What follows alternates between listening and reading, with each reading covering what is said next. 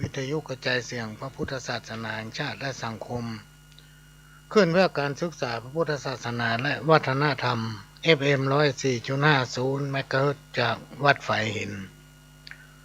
วัดไฝหินตั้งอยู่หลังมหาวิทยาลัยเชียงใหม่ตำบลสุเทพอำเภอเมืองจังหวัดเชียงใหม่ดำเนินรายการโดยก้าวกับผมพ่อหลวงสว่างธาตุอินจันทร์ประธานเครือข่ายกองทุนแม่ของแผ่นดินจังหวัดเชียงใหม่และ8จังหวัดภาคเหนือก็มาพบปะพี่น้องท่านผู้ฟังก็จะได้นำเอาสาระสัพพะน้อยอ่านปันเรื่องมาเล่าอู้สู่กันฟังก็ไม่ได้มาพบปะพี่น้องท่านผู้ฟังหลายเวลาละอาทิตย์ที่แล้วไม่ได้มาสักคำเนื่องจากว่าทางสถานีติดภารกิจในการถ่ายทอด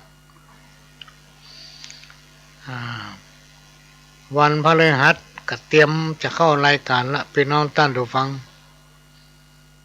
ก็มามีอุปสรรคกับขั้นลับผม วันพฤหัสที่ผ่านมาในหมูเป็นเลยเตรียมจัดดีเตรียมข้าวจ้อยมาจัดดีก็จะจ้อยให้พี่น้องท่านผู้ฟังได้ฟังสักคำตามคำขอเนาะโอ้จ้อยไปได้สักคำใครรับ ก็เลยนำเรียนต้านผู้อำนวยการสถานีว่าวันนี้หมูเป็นจะได้มาแกล้งว่าขั้นลับขนาดเนี่ย อ๋ออย่างแตนไว้ก่อนเลยพอเข้าถึงเดือนที่2ของปี2566ในนามของประธานเครือข่ายกองทุนแม่ของแผ่นดินจังหวัดเชียงใหม่และก็8จังหวัดภาคเหนือแล้วก็รองประธานศูนย์ประสานงานกองทุนแม่ของแผ่นดินแห่งชาติก็โดยเฉพาะจังหวัดเชียงใหม่เนี่ยพี่น้องท่านฟังก็ได้ร่วมกับปปส.ภาค5ได้มีโครงการสร้างการรับรู้และการมีส่วนร่วมของภาคประชาชนในการป้องกันและปราบปรามและแก้ไขปัญหายาเสพติดรองรับประมวลกฎหมายยาเสพติดจังหวัดเชียงใหม่หน้าอาคารห้องประชุมอาคารนิทรรศการ1อุทยานราชพฤกษ์จังหวัดเชียงใหม่พืชสวนโลกก็ได้มีโอกาสได้ให้การต้อนรับรัฐมนตรียุติธรรมก็ได้กล่าวรายงานในนามของผู้จัดโครงการสร้างการรับรู้และการมีส่วนร่วมของภาคประชาชนในการป้องกันปราบปรามและแก้ไขปัญหายาเสพติดเพื่อรองรับประมวลกฎหมายยาเสพติดจังหวัดเชียงใหม่พร้อมโดยผู้เข้าร่วมโครงการก็ได้กราบขอบพระคุณเป็นอย่างสูงต่อท่านรัฐมนตรีกระทรวงยุติธรรมที่ให้เกียรติมาเป็นประธานในพิธีเปิดโครงการในวันนี้ในวันนั้นตามที่รัฐบาลได้เล็งเห็นความสำคัญของการแก้ไขปัญหายาเสพติดเพื่อสร้างความปลอดภัยให้กับสังคมและชุมชนโดยกำหนดให้ปัญหายาเสพติดเป็นวาระเร่งด่วนที่จะต้องแก้ไขโดยส่งเสริมการมีส่วนร่วมของภาคประชาชนที่เข้ามามีส่วนร่วมในการป้องกันและแก้ไขปัญหายาเสพติดเพื่อสร้างความเข้มแข็งความยั่งยืนให้กับหมู่บ้านและชุมชนซึ่งจะต้องมีการบูรณาการทำงานทุกภาคส่วนของสังคมไม่ว่าจะเป็นภาครัฐภาคประชาชนหน่วยงานราชการต่างๆร่วมมือกันป้องกันและแก้ไขเฝ้าระวังปัญหายาเสพติด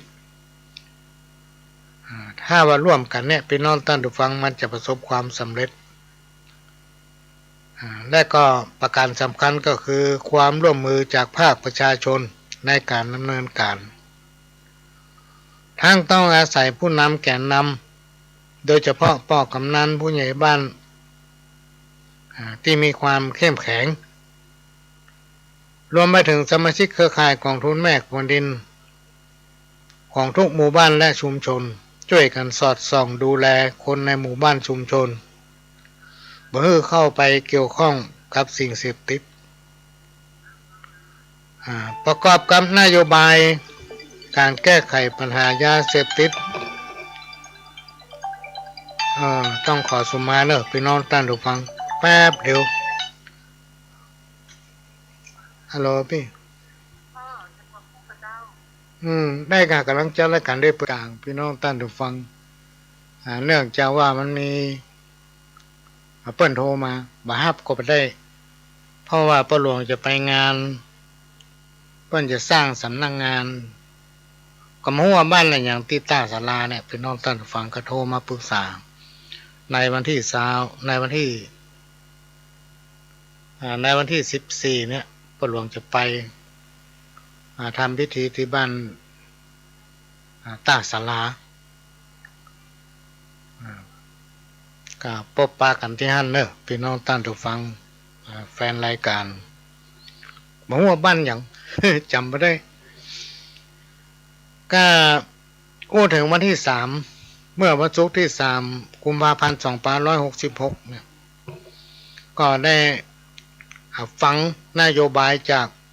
ท่านรัฐมนตรีกระทรวงยุติธรรมนโยบายการแก้ไขปัญหายาเสพติดของรัฐบาลได้ปรับแนวคิดและมุมมองการแก้ปัญหาโดยร่วมมือกับสาธารณสุข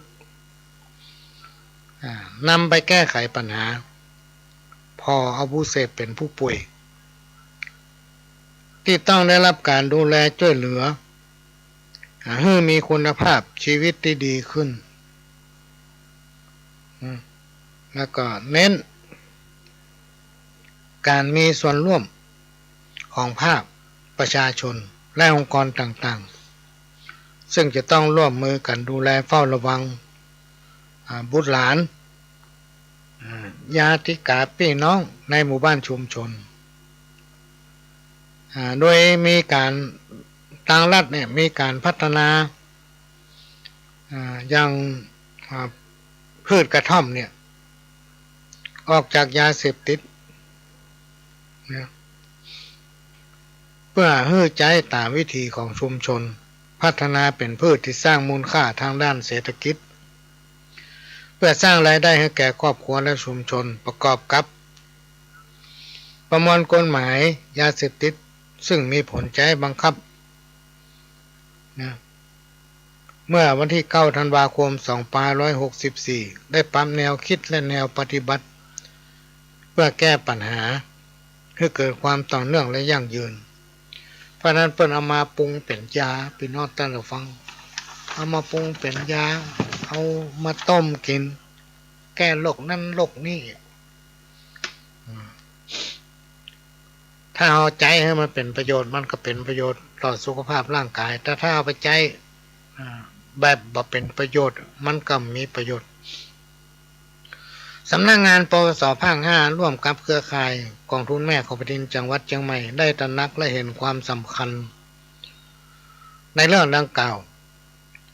จึงได้ร่วมกับหน่วยงานภาคีที่เกี่ยวข้องจัดโครงการสร้างการรับรู้และมีส่วนร่วมของภาคประชาชนในการป้องกันปราบปรามและแก้ไขปัญหายาเสพติดรองรับประมวลกฎหมายยาเสพติดจังหวัดเชียงใหม่ขึ้นโดยมีวัตถุประสงค์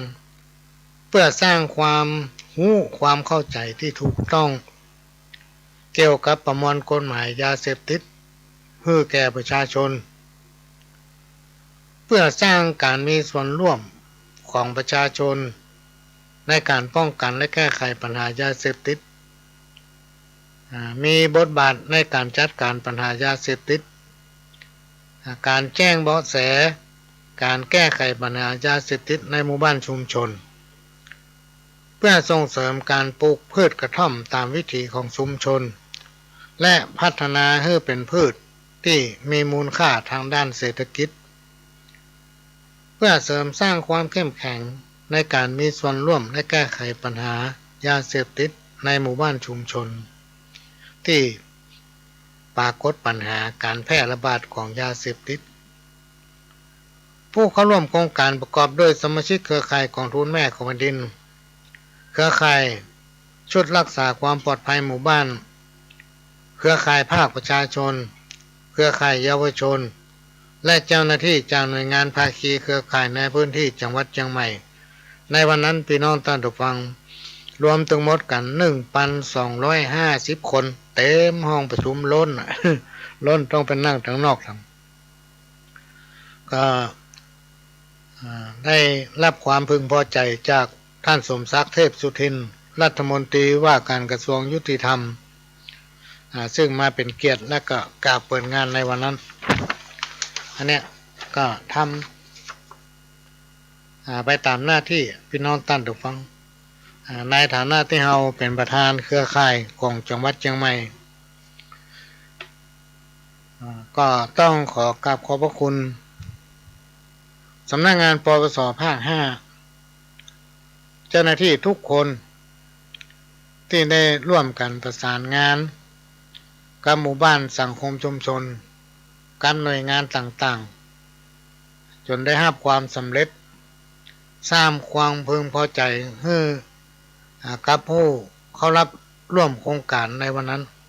ได้รับความรู้ความเข้าใจไปตามๆกัน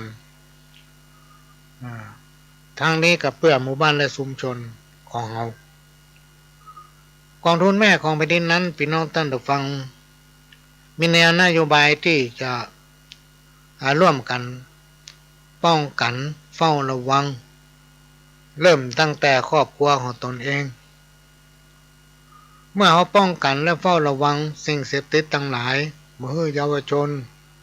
บ่ให้ลูกหลานบ่ให้คนในครอบครัวเข้าไปยุ่งเกี่ยวกับยาเสพติดที่เพิ่นว่ามันมาดีบ่ดีเนี่ยบ่ให้ไปยุ่งเกี่ยวและก็ให้ร่วมมือกันสร้างความสมานฉันท์ก็คือมีความสมัครสมานสามัคคีฮักกันเหมือนพี่เหมือนน้องบันทะเลาะเบาแวงนะพริกบ้านเหนือเกลือบ้านใต้อยู่กันเหมือนพี่เหมือนน้องพี่น้องท่านผู้ฟังเหมือนกับเขาไปอยู่ต่างจังหวัดเวลาเขาไปต่างจังหวัดไปไกลๆเนี่ยถ้าเขาปะคนหมู่เดียวกันบ้านเดียวกันจังหวัดเดียวกันแม้นว่าจะต่างอำเภอเขาม่วนอกม่วนใจพี่น้องท่านผู้ฟังถ้าเขาไปบ้านเปิ้นเมืองเปิ้นนะในสมัยเมื่อหลายๆปีที่ผ่านมานั่นปีน่าจะเป็นปีประมาณ40 41 42 43 44เนี่ยพลหลวงก็พัดภาคจากบ้านจากจองไปเป็นเวลา 3-4 ปีถ้าเอาปะคนในจังหวัดเดียวกันภาคเดียวกันภาคเหนือบอกว่าจะเป็นแป้น่านหรือปูนลำปางพิษณุโลกเมืองเป้าเมืองฝางเนี่ยจังไห้พะเยาเอาปะคนในหมู่บ้านเดียวกันจังหวัดเดียวกันภาคเดียวกันโอ้ยเขาม่วนอกม่วนใจรู้สึกว่ามีความอบอุ่นบ้านเมืองจะพัฒนาได้จะมีความเจริญรุ่งเรืองจะต้องอยู่ด้วยกันเหมือนพี่เหมือนน้องมีความสมัครสมานสามัคคีพริกบ้านเหนือเกลือบ้านใต้บดีปึ๊ดเอากรรมเก่ามาทะเลาะเบาแวงกันมันบาดใจให้ทำให้เกิดประโยชน์ได้การทะเลาะเบาแวงกันเนี่ยพี่น้องท่านผู้ฟังมันเป็นสิ่งที่สังคมรังเกียจวันนี้บักเกิดกันอย่างเกิดการจะหาเรื่องคนนั้นคนนี้เนี่ยเป็นห้องว่าเป็นอุปนิสัยของคนพาลคนถอยคนไร้การศึกษาวันบักคิดอย่างคิดก็จะหาเรื่องคนนั้นคนนี้นะในขณะที่เขาเกิดมาเป็นคนเนี่ยเป็นน้องท่านผู้ฟังเขาจะต้องสร้างตัวเองจะต้องมีการพัฒนาตัวเก่าเพื่อให้เป็นตัวอย่างกับลูกกับหลานในช่วงที่เขาเป็นคนเนี่ยเพราะไทยมาเมินเขาก็ตายแล้วนะ มีไผ่พ้องที่ต้องการให้ลูกหลานอยู่ในสังคมที่ทะเลาะเบาะแว้งกันเนี่ยก็ได้กับพิษก็ตั้งเหนือก็ได้กับพิษคนตั้งใต้ไปที่ไหนก็เปิ้นเหม็นขี้หน้าเนี่ยเขาชอบเฮาก็ไม่ชอบแล้วเฮาไม่ได้อยู่กับลูกกับหลานจนเขาตายเฮาจะต้องตายก่อนเขาเพราะฉะนั้นก่อนที่เฮาจะตายเนี่ยพี่น้องท่านผู้ฟังเฮาสละเวลาวันละน้อยทำความดีบ่เบียดเบียนคนนั้นบ่เบียดเบียนคนนี้ทำไปตามหน้าที่ของตนหน้าที่ของตนมีหยังเป็นพ่อบ้านก็เป็นพ่อบ้านที่ดีของครอบครัวนะเป็นพ่อบ้านที่ดีของลูกของหลานนะห้าผิดชอบตัวเองพัฒนาตัวเก่าสิ่งไหนที่มันบดีจะไปเนี่ยจะไปทำสิ่งใดที่มันทำให้เกิดการทะเลาะวิวาทฮือเว้น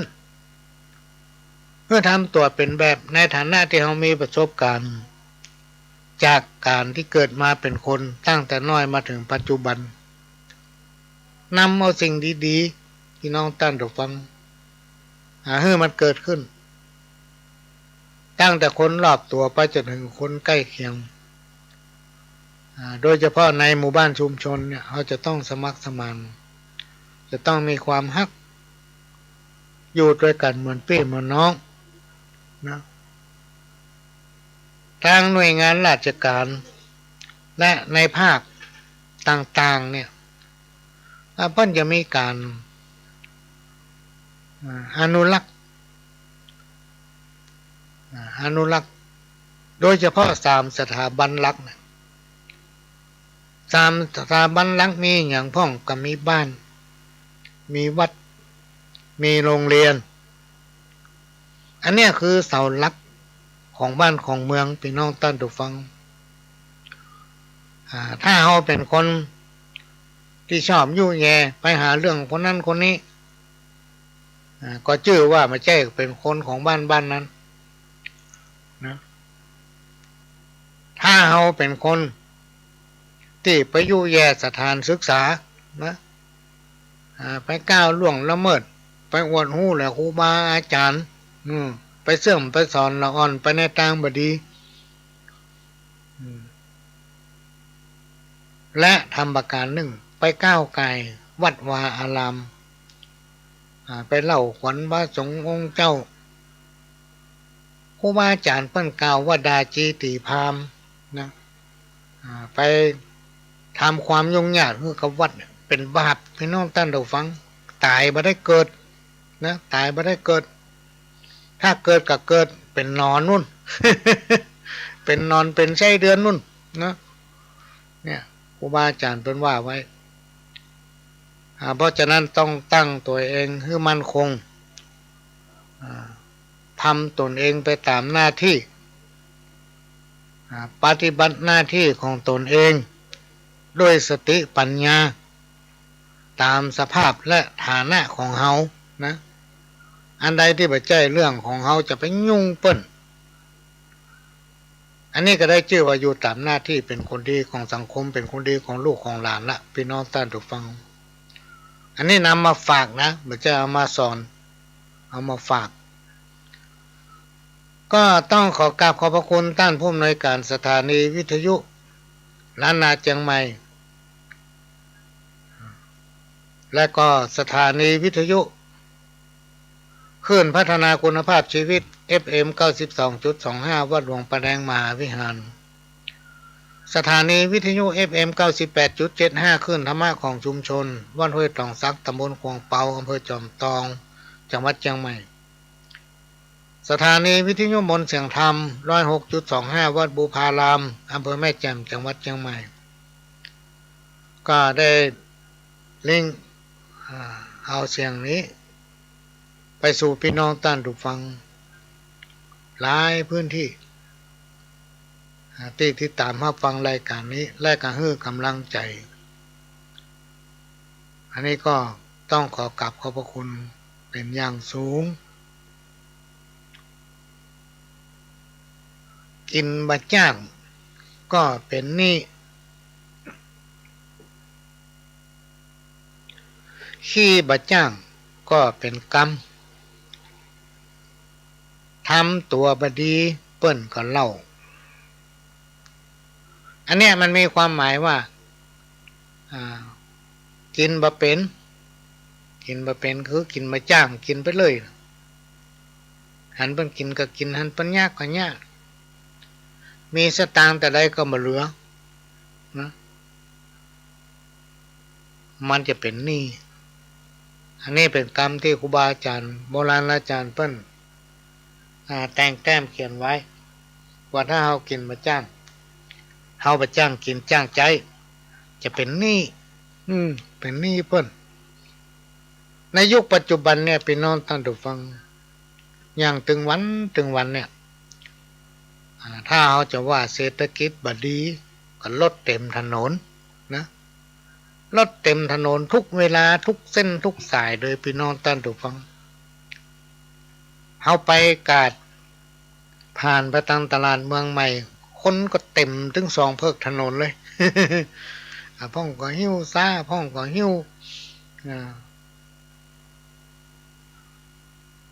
ถุงเนาะเดินกันพลุกผ่านรถนี่นักขนาดเลยในย่านบ่ว่าจะเป็นตลาดเมืองใหม่ตลาดต้นลำไยนะคนหลายแถมประการหนึ่งที่จอดรถพี่น้องท่านผู้ฟังที่ฝากรถเนี่ยอย่างใกล้จะกาดหลวงนะบางที่นี่จอดรถได้เป็น100 กันเต็มตึงเพิกตั้งเหนือเพิกตั้งใต้รวมจะเป็น300 กว่ากันว่ามันจอดได้นะเปิดคิดชั่วโมงละ20 บาทถ้าเกินชั่วโมงก็บวกเข้าไปตามนั้นถ้าไปชั่วโมงกึ่งก็40 บาทมันบ่ว่างพี่น้องท่านผู้ฟังเต็มตลอด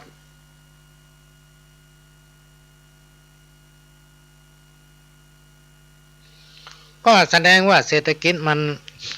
เริ่มมีสภาพคล่อง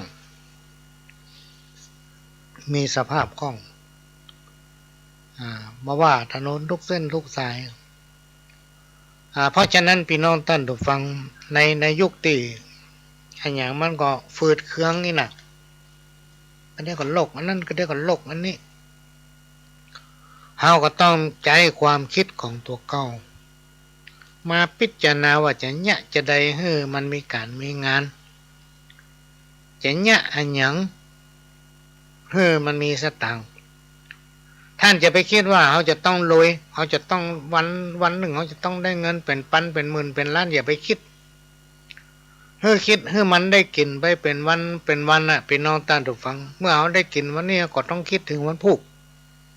เนี่ยอย่าประมาทในการกิน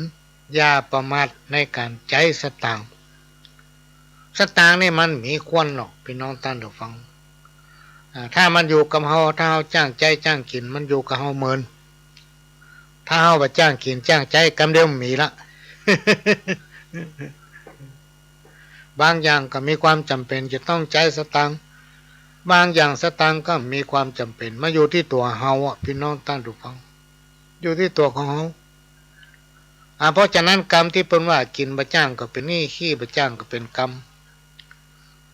ทำตัวไปดีก็เปิ้นเล่าเขาทำดีมาตลอดมาพลาดเหตุเตือนนะเปิ้นเล่าอันเนี้ยพี่น้องท่านผู้ฟังนี่ก็เป็นเรื่องที่นำมาฝากนะคนเราจะต้องรู้จักวางตัวการที่เราเกิดมาเป็นคนยิ่งอายุนักไปเนี่ยจะต้องรู้จักประมาณตนรู้จักประมาณตนมีการพัฒนาตนเอง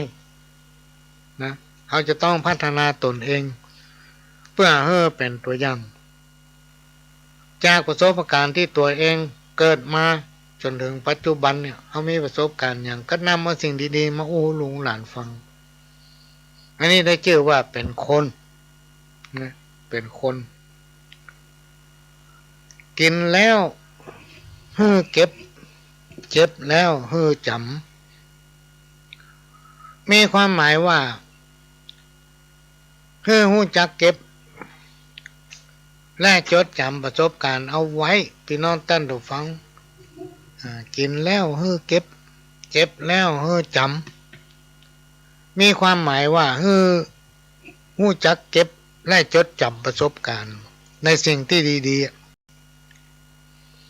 ถ้าไผ่ทำได้พี่น้องท่านผู้ฟังรับม่วนบ่ฝันให้รับม่วนบ่ฝันให้นะ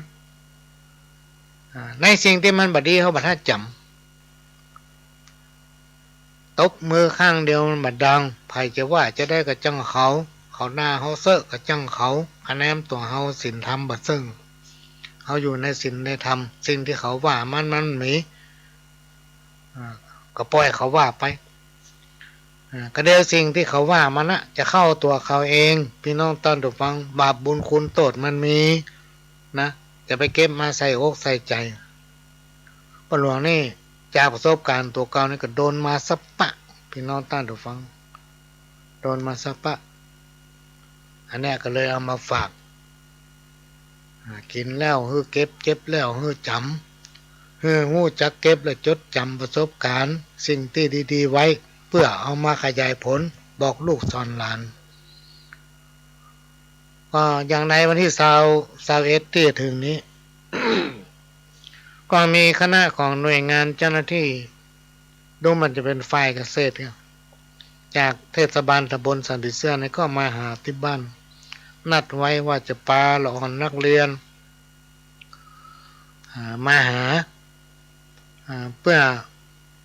ขอข้อมูลขอสอบถามประสบการณ์จากภูมิปัญญาเป็นห้องว่าภูมิปัญญาเพื่อนบ้านว่าเขาได้เนี่ยได้ทำอย่างมาอันไหนดีอันไหนบดีในวันที่21บ่าย2 โมงนี่ก็เป็นนัดไว้อันนี้ก็นำมาประสบการณ์ที่เขาได้หู้ได้ทำได้จดจำไว้แล้วก็มาเล่าให้ฟังเป็นห้องว่าเป็นภูมิปัญญาเพื่อนบ้านของบะมักบะจ้างครับจำของกินบะลำบะจ้างคำป้อนโบราณครูบาอาจารย์กล่าวว่าบดีฝืนใจหรือบีบบังคับจิตใจคนอื่นเพื่อเป็นเหมือนเฮานะเรือคำหนึ่งเพิ่นบอกว่าอย่าคมเขาโคเพื่อกืนกินหญ้าพี่น้องท่านผู้ฟังก็ลองพิจารณาพอเถอะว่าการที่จะให้คนอื่นทุกคนเป็นเหมือนใจเฮาผู้คนเนี่ยมันย่อมเป็นไปบัดได้พี่น้องท่านผู้ฟังคนเฮาทุกคนเนี่ยจิตใจมีเหมือนกันห้อยอยู่ที่เดียวกันมีความสำนึกเพิ่นเฮาว่าจิตสำนึกมีเหมือนกันทุกคนแต่จะให้มันเหมือนใจกันหมดเนี่ยมันเป็นไปบัดได้นะเพราะฉะนั้นจะไปซีเรียสจะไปเก็บมาคิดให้มันเครียดบางคนนี่จะเฮ้อเปิ้นเหมือนใจถูกเก่าลูกเนาะทำมันอย่างเงี้ยอย่างเฮ้อมันถูกใจถูกเก่าหมดแล้วบ่พองอนบ่ชวมงอนตัวเก่าว่าตัวเองทำมันอย่างไปมันถูกใจเปิ้นก็นี่การที่เขาจะไปพอคนอื่นเนี่ยต้องพอตนเองก่อนว่าตนเองนั้นดีขนาดไหนเวลาตัวทำมันอย่างไปมันถูกใจคนอื่นก็ต้องยอมรับความจริงเป็นสิ่งบัดตายพี่น้องตั้งแต่ฟังคือพิจารณาพอเนอะพิจารณาเตอร์นี่พิจารณามาสอนมาอู้ฟังความสำเร็จนั้นเหมือนจังยื่นมือมาสำหรับคนที่เสาะหาถ้าเราทำเขามีความขยันเขามีความตั้งใจเนี่ยพี่น้องตั้งแต่ฟังอันยังตึงสำเร็จหมดถ้าเขามีความตั้งใจวันเนี่ยจะต้องคิดนะจะต้องทำในสิ่งที่มันเป็นประโยชน์ต่อตนเองและคนในครอบครัวสิ่งไหนที่มันเป็นประโยชน์ทำแล้วมันไม่มีประโยชน์หยังก็ไม่ต้องทำนะก็ไม่ต้องทำพยายามฝึกฝนตนเองอย่าให้เกียจค้านแต่พอดีรอเมื่อเจ้า บัดนี้รอเมื่อตอนบัดนี้รอเมื่อแรงบัดนี้รอวันพุกเพื่อทำเพื่อฝึกฝนตนเองจะไปเกียจค้านนะความสำเร็จก็จะเข้ามาหาเองในโลกมนุษย์ของเฮาตึงวันเนี่ยพี่น้องท่านผู้ฟังบ่มีไผไล่ทุกข์ทุกคนจะต้องปะคำว่าความทุกข์เนี่ยแม้แต่คนที่มีเงินมีสมบัติพัฒฐานประมาณก้าเป็นหลายล้านก็ยังพบปะกับความทุกข์คนเฮาทุกคนไม่ใช่ว่าจะต้องมีความสุขไปเหตุกูยังเพราะว่าความทุกข์ความสุขนั้นมันเป็นของคู่กันพี่น้องท่านผู้ฟังอันนี้ก็เอามาฝากไว้ว่าความทุกข์นั้นเป็นสิ่งที่คนเฮาบ่ต้องการทุกอกทุกใจทุกการทุกอย่างสัมปะสะเปดเนี่ยแม้แต่ตัวของเฮาเองเฮาก็ยังบ่เคยปะทุกคนต้องการมีความสุขเพราะว่าจะเป็นสุขทางกายสุขทางใจเพราะฉะนั้นการคิดดีทำดีพี่น้องท่านผู้ฟังการทำตัวให้เป็นแบบแก่คนในสังคมชุมชนนั้นย่อมจะเกิดประโยชน์ต่อสุขภาพของตนเองถือว่าเป็นยาขนานหรือว่าปากเอกเป็นยาที่ทำให้สุขภาพร่างกายของเราดีแต่ถ้าเราคิดพี่น้องท่านผู้ฟังคิดกับสิ่งที่บดีคิดเกิดหาภัยกับบดีให้หมดหันเปิ้นย่าเปิ้นทำมันอย่างกับทุกข์ใจตัวเองให้หมดอันนี้เต้ากับเฮาไฟหามันเฮาไปเสาะหามันเองไม่ได้ทำให้เกิดความทุกข์ทางใจวันที่เฮามีชีวิตอยู่มันมีสำนึกสิ่งที่ในสิ่งที่เฮาทำถึงวันปุ้นถ้าใกล้จะตายปุ้นใกล้จะตายมันจะคิดได้หรอกมันก็กรรมโบราณที่ว่ามหันลงบัลลังก์น้ำตามหันล่องบัลลังก์น้ำตาพี่น้องท่านผู้ฟังกึดใจได้ปล่อยดีเข้าไปเหี่ยวน่ะหามบ่กี่วันไปหามเข้าไปเหี่ยวจี้มากึดใจได้อันนี้ก็เอามาฝากเด้อพี่น้องท่านผู้ฟังคนจะงามที่ใจใบหน้าคนจะสวยจัญญาใจตาหวานคนจะแก่ความรู้ใจอยู่นานคนจะรวยสินทานใจบ้านโตคนจะดีบ่ใจดีด้วยวาจาหรือคำอู้คนจะเก่งด้วยความรู้มีวิชาบ่ใจทำตัวโก้นะอันนี้ความหมายของมันก็คือว่าคนเฮาเนี่ยเป็นน้องท่านผู้ฟังบางทีตาหวานแต่ตั้งในใจมันเป็นพิษนะคนจะแก่เปิ้นฮ้องว่าแก่ความรู้นะแก่ความรู้บ่ใช่ว่าแก่เพราะเกิดมาเมินคนจะรวยสินทานบ่ใช่ว่าความมั่งมีสมบัติพัฒฐานอันนั้นมันรวยทางนอกคือรวยภายนอกตายแล้วบ่ได้อย่างไปตัวสักอย่างถอดจิตออกจากตัวไปป้าของกินของทานทั้งหน้าพุ่นเพราะฉะนั้นการที่เราทำบุญการที่เราตรวจน้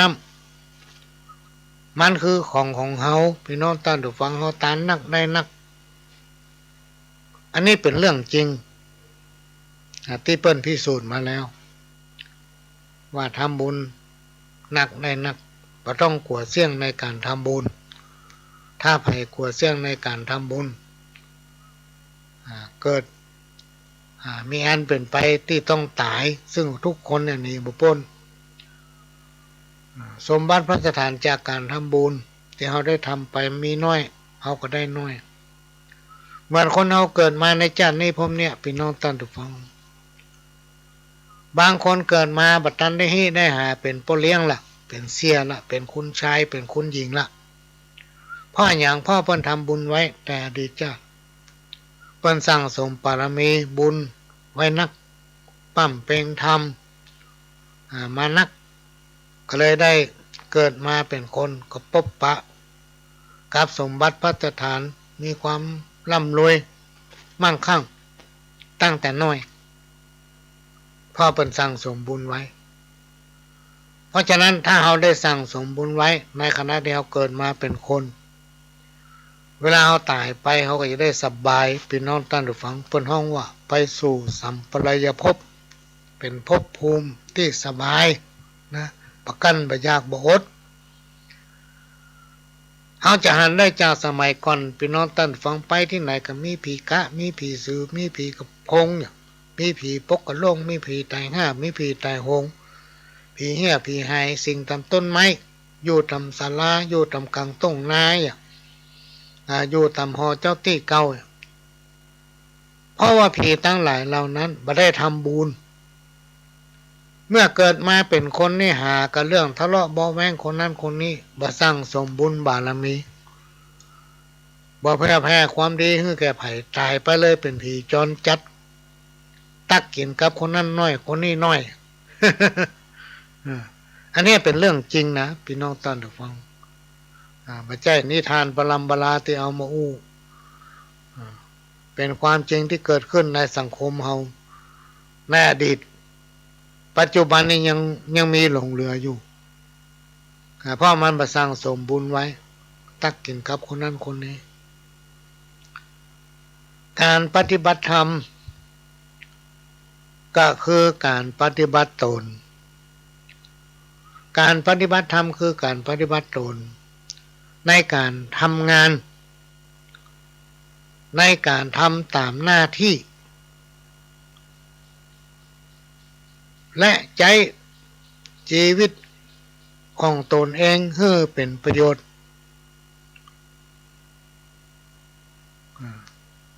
อย่างเราเป็นพ่อบ้านก็ทำหน้าที่ของตนเองให้เป็นพ่อบ้านที่ดีเรามีลูกมีหลานก็ทำตนเองให้เป็นปู่เป็นลุงเป็นพ่อที่ดีของลูกของหลานจะต้องใช้สติปัญญาของตนเองใช้ชีวิตให้บริสุทธิ์ยุติธรรมยึดความถูกต้องก็ยึดความถูกต้องแล้วแบ่งใจแบ่งปันจิตใจของตนเองให้กับคนอื่นครูบาอาจารย์ท่านกล่าวว่าคนเฮาเนี่ยพี่น้องท่านผู้ฟังถึงวันเนี่ยเฮาจะต้องอยู่อย่างมีสติเมื่อมีสติสมาธิก็เกิดนะในขณะที่เฮากำลังคิดกำลังอู้กำลังทำเนี่ยการทำงานเพื่อมีสติอยู่กับการงานนั้นๆประการสำคัญคนเฮาทุกคนที่อยู่ร่วมกันในสังคมในยุคปัจจุบันเนี่ย ในยุคปัจจุบันเนี่ยก็จะต้องเปิดใจของตนเองให้กว้างพี่น้องท่านผู้ฟังแต่เนี่ยเปิดใจต่อเก่าให้กว้างยอมรับกับสิ่งที่เกิดขึ้นในชีวิตประจำวันยอมรับความจริงเหมือนกับไปตะกี้เนี่ย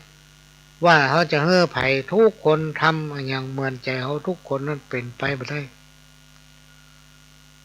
มันเป็นไปไม่ได้แม้กระทั่งตัวของเขาเองจะทำตนเองเนี่ยให้เหมือนใจคนอื่นยังเป็นไปไม่ได้เลยพี่น้องท่านผู้ฟังเอาตัวเนี้ยมาคิดในเมื่อเขาเกิดมาแล้วต้องตายทำมาเมื่อเขาก็ตายแล้วนะมาแจ้ว่าใกล้ตายแล้วมานึกถึงความดีมานึกถึงสิ่งหนึ่งทำนึกถึงสิ่งทั้งหลายที่เขาทำมามันเป็นเหตุที่คนก่อนจะตายเพื่อทุกเจ้าไปเทศธรรมพี่น้องท่านถูกต้องเปิ้นไปเทศธรรมมือฟังเอาคนมูไปสอนศีลสอนธรรมพุทโธเนอ ธัมโมเนอสังโฆเนอเพื่อนึกถึงสิ่งดีๆที่ได้ทำมาเพื่อเอาตั้งหน้าเป็นไปเนอเปิดสอนคนใกล้จะตายถ้าเราทำความบดีนักพี่น้องตั้งแต่ฟังจิตมันตึงหลงไปหาความบดีนะจิตมันตึงหลงไปหาความบดีเพราะสิ่งไหนที่เราทำเนี่ยพี่น้องตั้งแต่ฟังเวลาเราจะทอดจิตเราจะนึกถึงสิ่งนั้นนะจะนึกถึงสิ่งนั้นจังมีคนคนหนึ่งคนเล่าขานสืบตามกันมามันค้ำหมาหันมาตึงมาได้มันจังหมาแต่ลูกเต้าเราหลานก็ฮักหมานี่เวลาหมากินข้าวลูกเต้าเราหลานเอาอาหารให้หมามันไปลักความขว้างเคี่ยนหมาตีหมาบ่ให้ใกล้พอถึงเวลาใกล้จะตายพี่น้องตั้งแต่ฟังเปิ้นไปสอนอย่างที่บอกไปตะเกียบพุทโธเนอธัมโมเนอเพื่อนึกถึงกลิ่นของตาลนึกถึงสิ่งที่ตัวทำมามันต้องห่วงตั้งหลังอย่าเอาตั้งหน้าเป็นไปเนอเปิ้นสอนมันก็นึกถึงมาไม่ต้องนึกถึงมาไม่ต้องในขณะที่มันจะทอดจิตนะพี่น้องตั้งถูกฟังหมาไม่ต้องก็จะเกิดลูกพอดีนะทอดจิตปั๊บเข้าไปอยู่ในต้องหมาไม่ต้อง ก็เลยเกิดเป็นลูกหมาไปเฮียอันเนี้ยเปิ้นมาเล่าสืบตามกันมาก็น่าจะมีแต่ถ้ามีเปิ้นระบุถ้าฟ้าบ่ห้องฝนบ่ตกเนาะเปิ้นเล่าสืบตามกันมาก็มาอู้หูฟังมาค้ำมาย่ามาติ๊กๆแล้วเปิ้นซ้ำไปสอนว่าเอา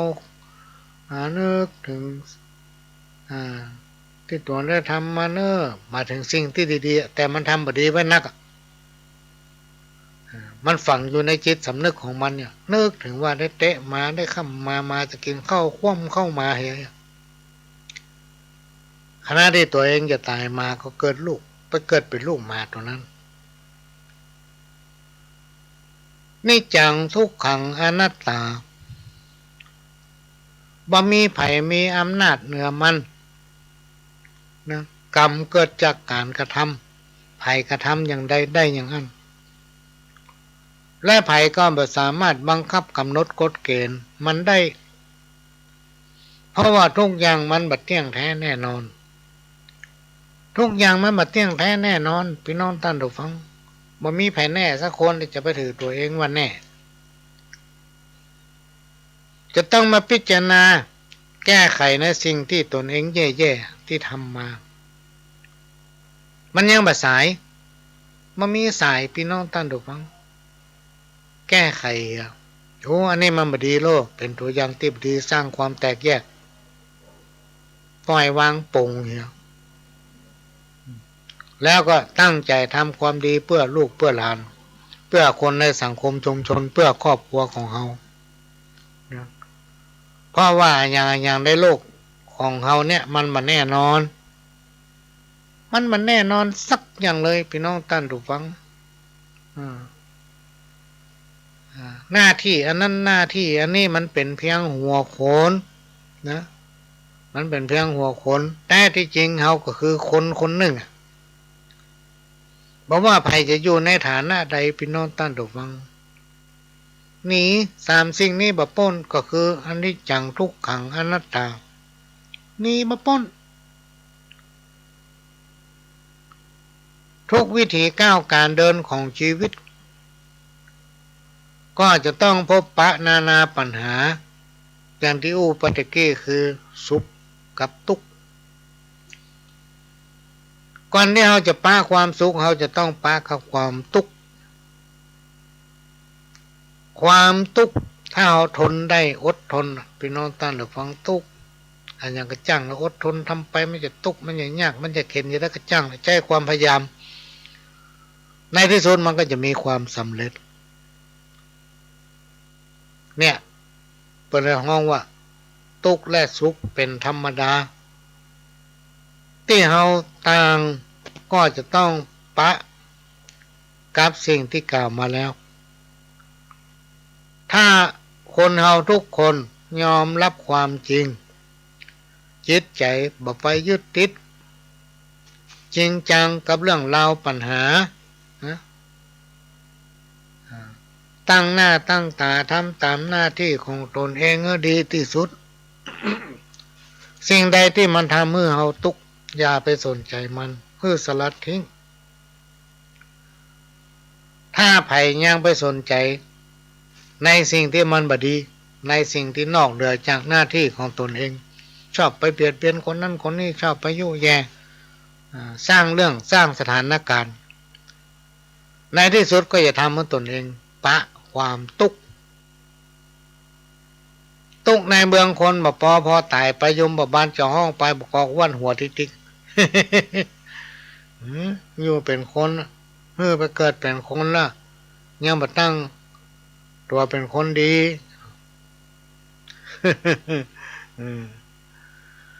เนี่ยพี่น้องท่านฟังนี่ก็เอามามาเล่าสู่กันฟังปัจจัยมาสอนเนอะปัจจัยมาสอนมาหูฟัง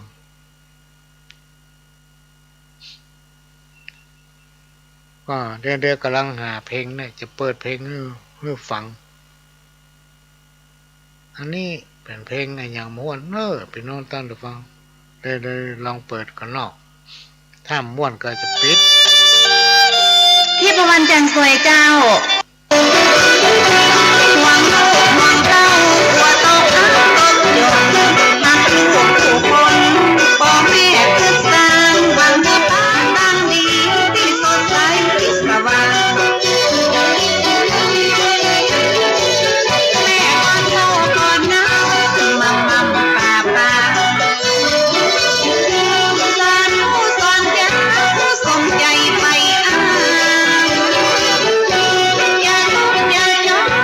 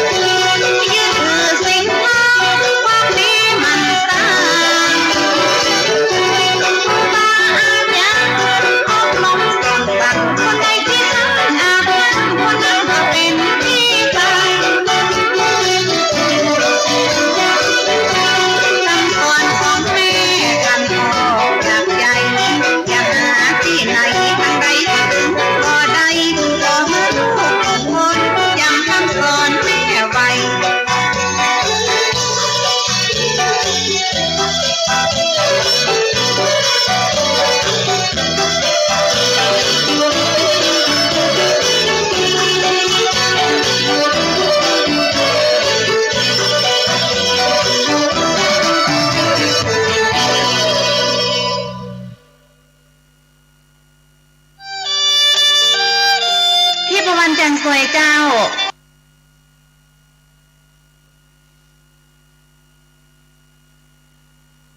ก็ผ่านไปพี่น้องท่านผู้ฟัง มาเปลี่ยนบรรยากาศฟังเพลงเนาะพระคุณของแม่ ก็มาฟังแล้ว มันก็มีแต่เนอะพี่น้องท่านผู้ฟังพ่อกับแม่นี่นะฮักลูก เพราะว่าลูกนั้นเป็นเหมือนแก้วตาดวงใจเป็นหัวใจของพ่อของแม่นะเวลาจะไปที่ไหนเนี่ยพี่น้องท่านผู้ฟังจะกินข้าวจะนอนหลับกึดหาลูกถ้าอยู่ไกล ไปไกลบ้านไกลจองนี่นะก็เพลงที่ว่าไปตะเกียเนี่ยต้องฟังแล้วนำไปคิดมันสอนใจที่แท้ๆก็มีข่าวประชาสัมพันธ์จากศูนย์ประสานงานของทุนแม่แห่งชาติเปิ้นมีประกาศพ่อหลวงในฐานะที่เป็นรองประธานศูนย์ประสานงานของทุนแม่ของแผ่นดินแห่งชาติเปิ้นมีประกาศมาถึงขอรับบริจาคเสื้อผ้า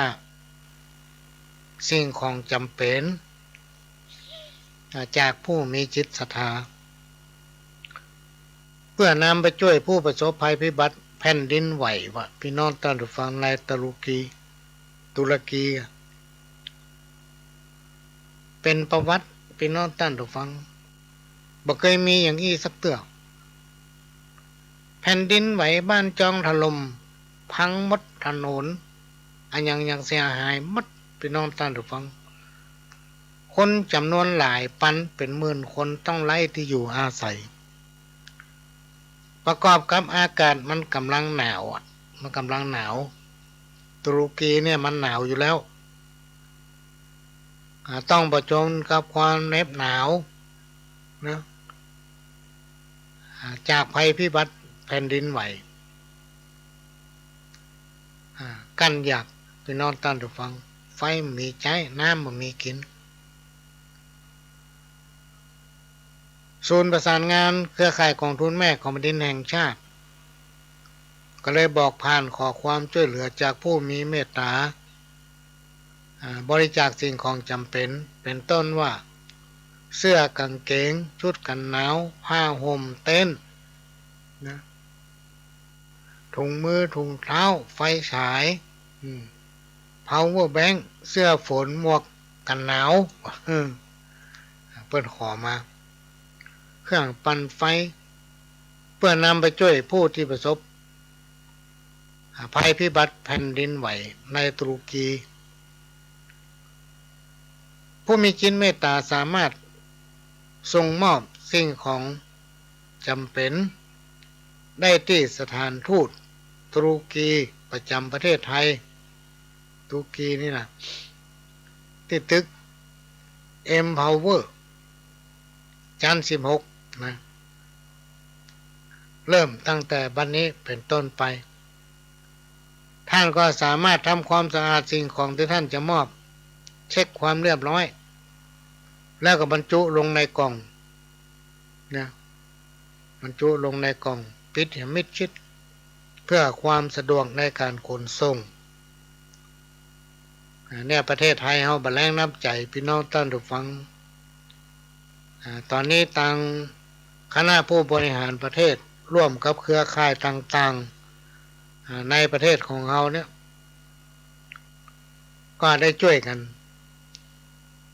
รณรงค์นำสิ่งของไปช่วยเหลือพี่น้องตุรกีหลายเที่ยวเครื่องบินละ หลายเที่ยวเครื่องบินละนะท่านก็ลองติดตามข่าวพออันนี้ก็ต้องขอประชาสัมพันธ์ให้พี่น้องท่านผู้ฟังที่มีจิตศรัทธาจะร่วมบริจาคปัจจัยก็ดีเสื้อผ้าของใจอย่างต่างๆเนี่ยไปยังพี่น้องต่างแดน ซึ่งเราสามารถรวบรวมได้แล้วก็นำส่งไปทางที่แจ้งไปตะกี้เนี่ยหรือว่าที่ศูนย์ประสานงานกองทุนแม่ของแผ่นดินแห่งชาติได้ทุกเวลาตามคำขอพี่น้องท่านผู้ฟัง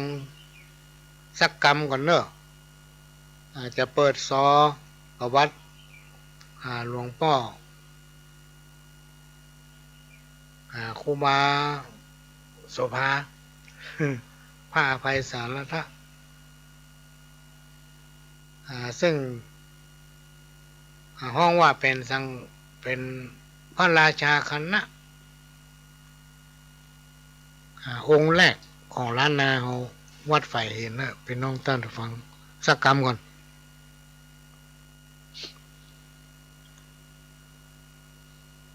จะเปิดให้ฟัง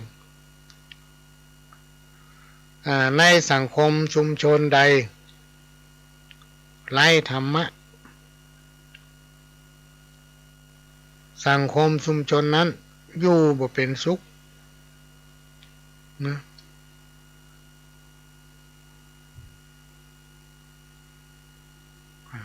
สังคมชุมชนใด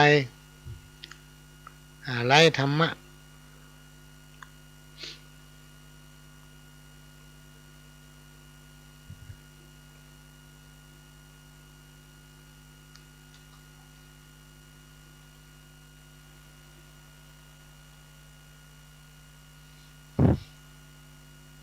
กันเดียวนะกันเดียวจะเปิดให้ฟังก็อาจจะได้ฟังบัดจบพี่น้องท่านผู้ฟังเนื่องจากว่าเวลามันจำกัดตั้ง6 โมงกันคนจะเคารพธงชาติรอแป๊บหนึ่ง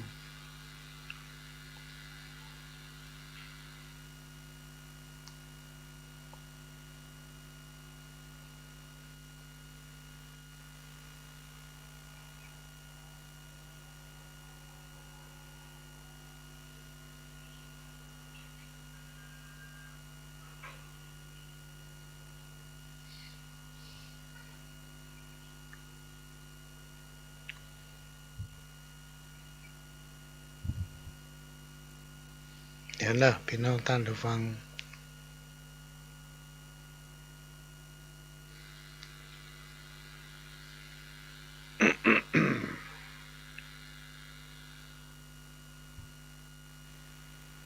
กำลังซ่อหา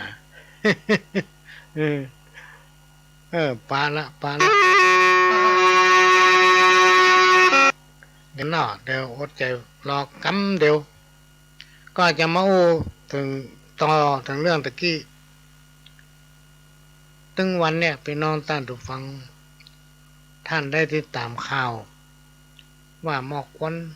เนาะ ถ้าห้มไปไหนเนี่ยมันเหมือนปกติธรรมดานะไว้ไฟไม่บ้านไม่ดอยเขาดังไฟพ่องเผาอันนั้นอันนี้พ่องนี่นะมันถึงเป็นหมอกควันถ้าเราลองไปเดินทางไปหั่นไปนี่ไปเชียงรายก็ดีไปทางพะเยาเนี่ยไปทางใกล้เขตบ้านเปิ้นใกล้ลาวก็ดีใกล้พม่าก็ดีพี่น้องท่านทุกฟังหรือว่าเขาไปขึ้นดอยสูงพอบ้านเปิ้นควันขึ้นเป็นลำ โอ้ดำไม่กะเปิ้นเฮาว่าโลกมันกลมแต่เนี่ยอย่างที่ไหนก็จ้างได้ในผืนแผ่นดินเนี่ยบอกว่าบ้านเปิ้นที่ไหนเนี่ยมันลอยขึ้นฟ้าโลกพี่น้องท่านฟังที่ไหนอากาศมันลมมันปาไปมันก็มาบ้านเฮาแหละเขาคิดว่ากรุงเทพในเขตปริมณฑลกรุงเทพเนี่ยเปิ้นไปเจ๊เลี้ยงงัวเลี้ยงควายหรอกมันใจมีส่วนโลกพี่น้องท่านผู้ฟังมันยังมีหมอกควันมันเกิดจังอย่างไปโตดรถ ไปโตดอันนั้นอันนี้ที่จริงมันมาจากทางอื่นมันมาจากประเทศเพื่อนบ้านและที่สำคัญที่สุดก็คือโรงงานอุตสาหกรรมมันนักแถวบางพลีของดันสมมุติปราการเนี่ยเป็นนอนท่านฟังมันก็เอาควันขึ้นบนฟ้าบ่แล้วลมมันลอยไปลอยมามันลอยได้หรอกมันมีสายดัง มันก็ลอยไปทั่วมันก็บ้านเฮาเนี่ยพี่น้องท่านผู้ฟังมีการห้ามเด็ดขาดเลยนะบ่ให้เผาก็ต้องปฏิบัติตามคำสั่งของผู้ว่าราชการจังหวัด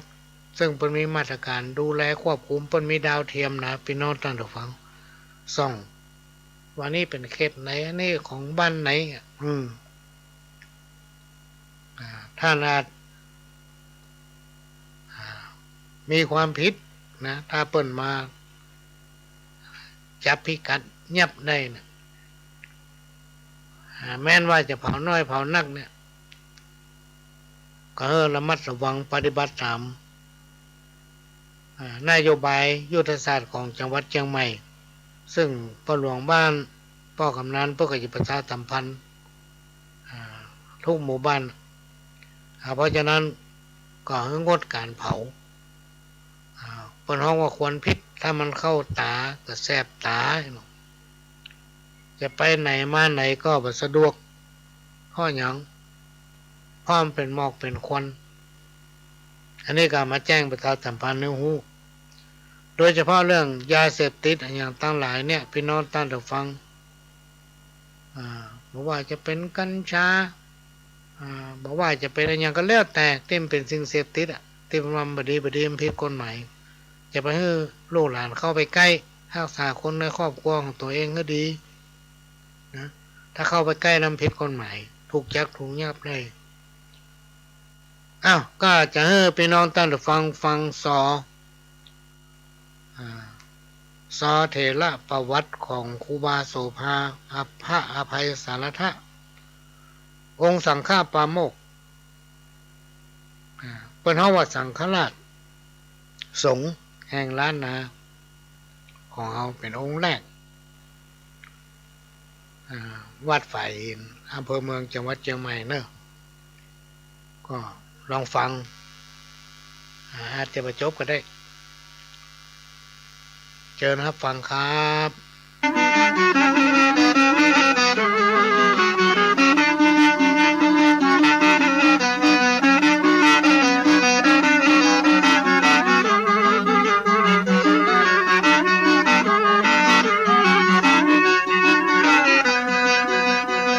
ซอเถระประวัติพระเดชพระคุณพระอภัยสารทะประถมสังฆราชาแห่งล้านนาครูบาโสภาโสพโนวัดฝ่ายหินอำเภอเมืองจังหวัดเชียงใหม่ซอโดยแม่บัวซอนเมืองป้าว40,000เมืองยองจ้างปีก้อยวิทวัฒทิโนน้องหลอนปีกลางวิสิตชัยวงศ์น้องดิวปีเล็กกวินดวงแก้วสลามือซึงพิษณุการสายแก้วน้องจ๊อบเชิญรับฟังได้แล้วครับ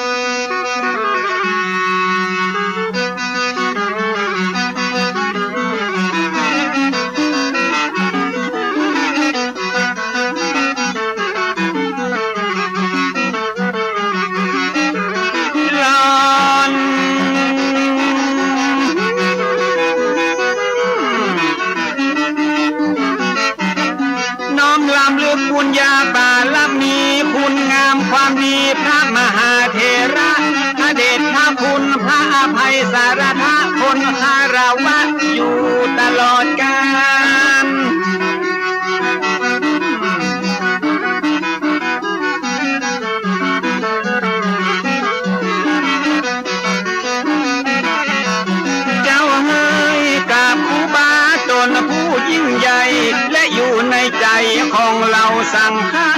บาโสภาพระอภัยสารทะน้อมการวะคุณงามความดีถึงแม้ท่านจะม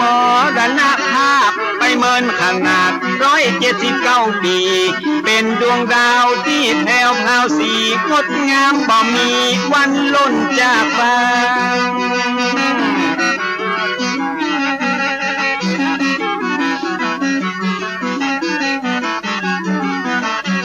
ร่างกายผู้พังผลงานยังอยู่กำสอนเป็นครูกำผู้เป็นอาจารย์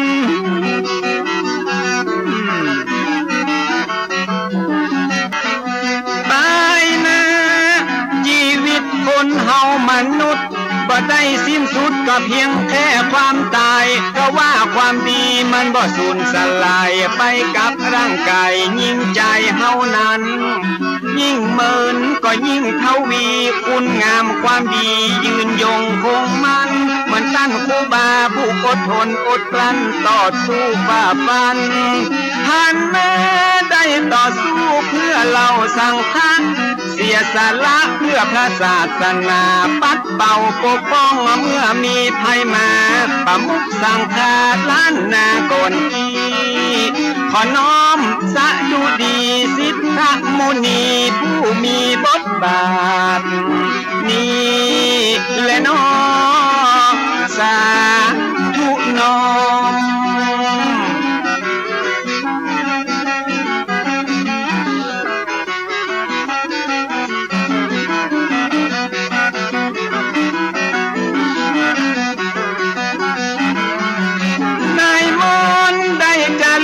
เป็นประวัติศาสตร์ผู้คนไว้กราบอย่างภาคภูมิใจการต่อสู้เพื่อคนหลวงหลายสมควรที่ได้ยกย่องอวดอ้างเหมือนเป็นผู้แบ่งต่างให้คนรุ่นหลังก้าวย่างเตียวต่อนี่แหละน้อไว้ที่เลิศล้ำจะมาปลายแม่บัวซอนไปผู้ประวัติของหลวงพ่อครูบาตนเก่าตนแก่ของเมืองเชียงใหม่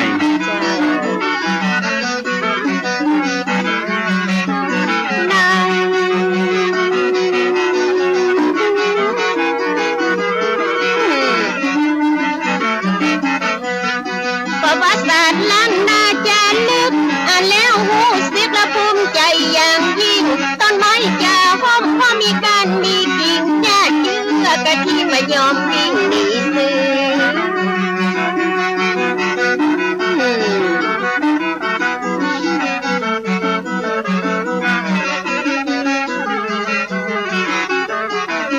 เจ้าเอ่ยการทำดีแล้วพวกคนส่วนมากละมันยากแสนยากเหลืออย่างทุกสิ่งวันว่าต้นไม้ละมันมีหลายกิ่งมนุษย์ใจยิ่งมีหลายชาติพันธุ์ต่างพ่อต่างแม่ทุกสารทิศฉะนั้นความคิดมันถึงต่างกันนะปุถุชนธรรมดาสามัญปัจจัยพระอรหันต์มันถึงเป็นแบบนี้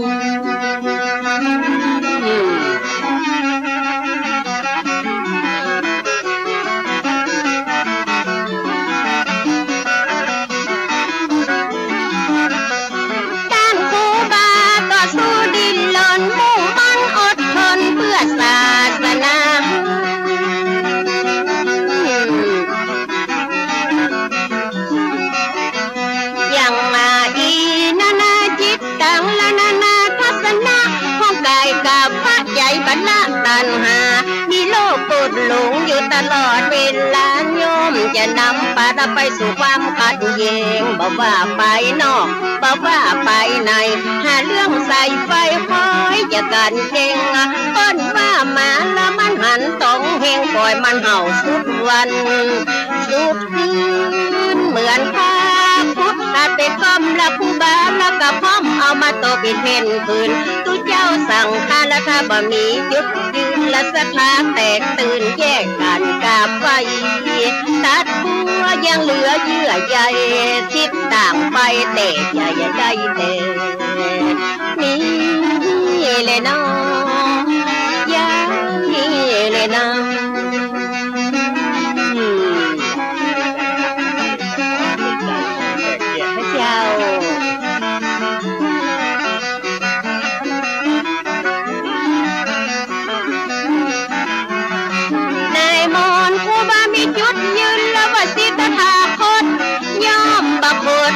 ว่าคือไผมันขึ้นอยู่กับความเชื่อและจิตใจไผจะเลื่อมใสฝ่ายใดก็ได้ขอคือได้เป็นคนไทยมีรัตนะไตรนั้นเป็นที่พึ่งนี่เลยน้อไว้เลยน้อ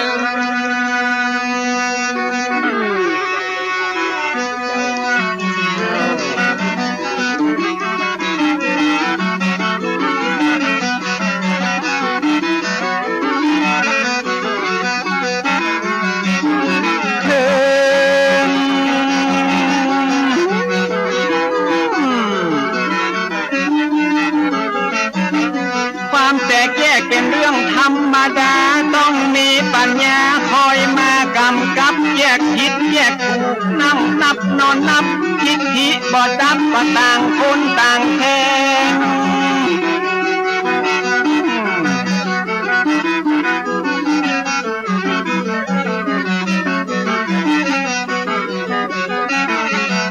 แจ่มแจ้งความขัดแย้งเกิดได้ทุกเวลาต้องมีปัญญาเป็นตัวกำกับต่างฝ่ายต่างคอยตั้งนึกนอนนับต้องยอมรับพร้อมฮืออภัยครูบาได้ทำไว้เป็นแบบอย่างครูบาได้สร้างเพื่อพระสงฆ์ทั้งหลายได้ชี้แจงให้คนเข้าใจได้อธิบายให้คนได้หูครูบาหลวงปู่ได้ชี้แจงเนาะ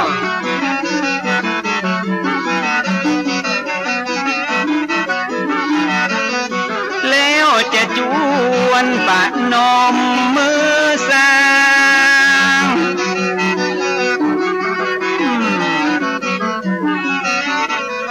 ครูบาโสภาผู้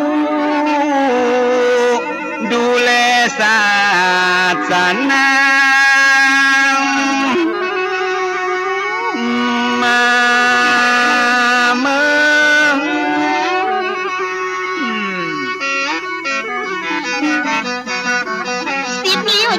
ยกมือย่อก่อนที่จะสร้างขอนมัสการขออนุญาตจากดวงวิญญาณก่อนจะเอาผลงานและประวัติมามาเผยแผ่แก่สาธารณชนซึ่งมีอยู่หลายคนที่ยังบ่ฮู้หลายคนอยู่ที่บ่ฮู้เนาะคนที่ฮู้แล้วก็ฟังเพิ่มยังมีหลายคนนะที่ยังบอกหูยังมีหลายผู้ก็ที่ยังสงสัย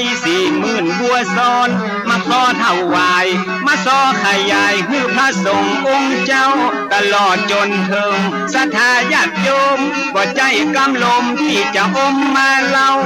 เป็นเรื่องจริงตั้งแต่ปลายหอดเก้ามาฮือหมู่เฮาได้อย่าฟังเป็นจะได้บอกเนาะ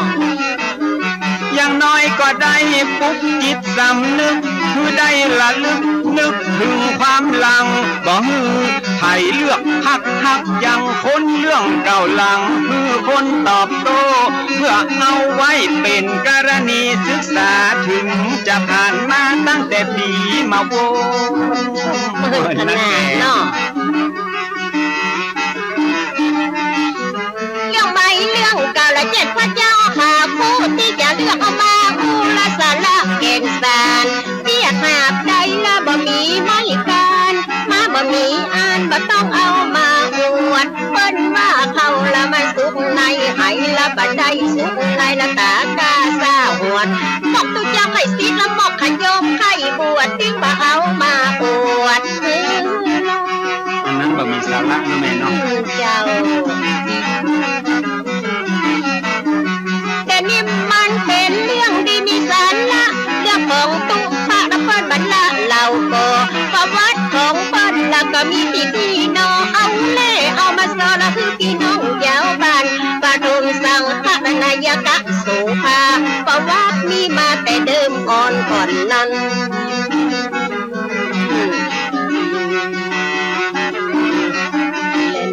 ประ วัติมีมาแต่เดิมอ่อนก่อนนั้นตามที่ได้อ่านจากในหนังสือว่ามีผัวเมียคนที่น่านับถือไผก็เล่าลืออวดอ้างกันหมดผัวชื่อว่าป้อนานอินตะเคยบวชเป็นพระใจสะอาดหมดจดเมียชื่อสอนใจบ่หอนกดบ้านอยู่ตั้งวันตกงาของงาเวียงเมียปัดกับเจ้าบัวซอนเจ้าหม้อกับเจ้าบัวซอนนี้นะเจ้า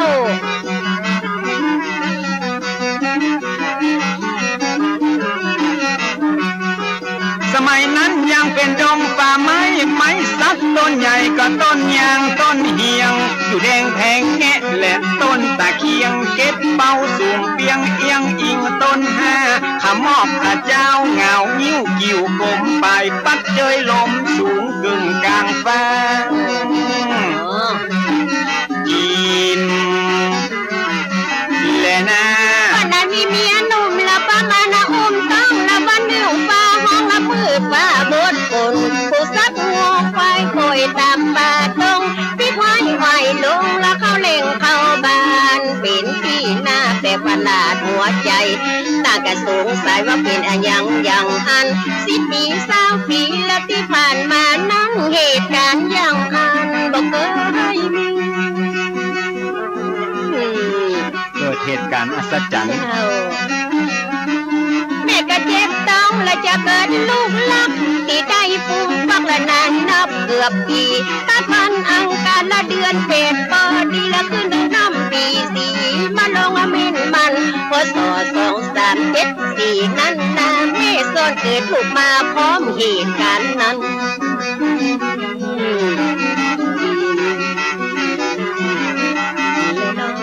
แจ้งก่อนหันแสงสุริยะก็ป้อนานอินตั้งแม่สอนดีใจได้ลูกฮักที่เป็นป้อใจตั้งชื่อว่าควายเป็นมังคัลละร่างกายแข็งแรงครบ32ผิวพรรณพดผ่องบ่มีไฟกากะเจริญไวบ่มีภัยโลภะช่วยงานสับปะยางอันโอ้ยละอ่อนผู้กรรมเต้นตีนเต้นมือบอกว่าถือว่าติ้วถึงตัวน้อยนิ้วกำแผ่วซิวแผ่วควานหับน้ำโบหนัวว่าเฮือนเตือนจานห้องใจเนี่ยการมาคืนตันมาวันได้บ่ได้บังคับบ่ได้วอนขอบ่ต้องได้รอฮือบอกแม่ห้องใจจิมและน้องเด็กชายควายละอยู่กับพ่อแม่คอยเฝ้าดูแลและสุขสันต์หันษามีวันหนึ่งละตามเจ้าปูบาได้เมตตาละมาบินทับบาทละมาหันใส่ตัวละอันเด็กชายควายแกก้าวว่องไวและมีแววฉลาดผู้บามันวิชาจะขออาโดยญาติกับพ่อนานอินตะตันที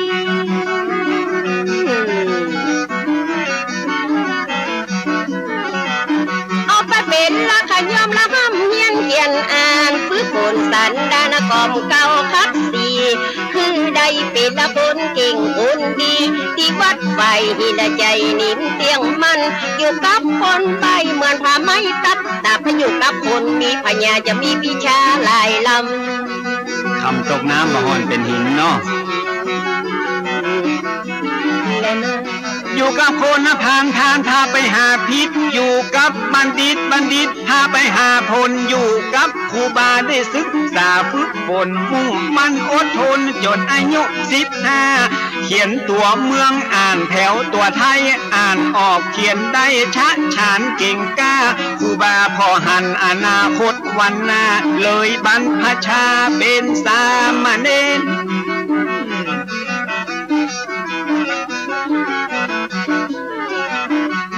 สู่ร่มเงาผ้ากาสาวาพัดท่องมนต์ทำวัดเคร่งครัดตามเกณฑ์พยัญชนะ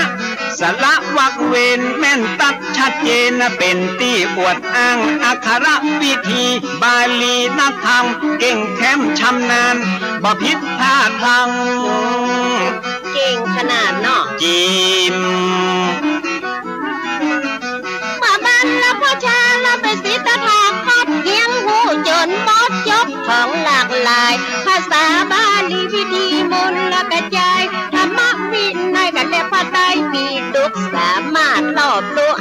ศาสตร์ภาษาทัศศาสตร์นานาก็บักขาดบาตุกท่านได้ศึกษาเป็นมหามรดกตกทอดสืบคืนนะเมื่อมา 179 ปีมาถึงบัดเดียวน้องยังมาสูญหายแต่ เมื่ออายุ22 ปีครบกำหนดก็ได้อุปสมบทตามความเมตตา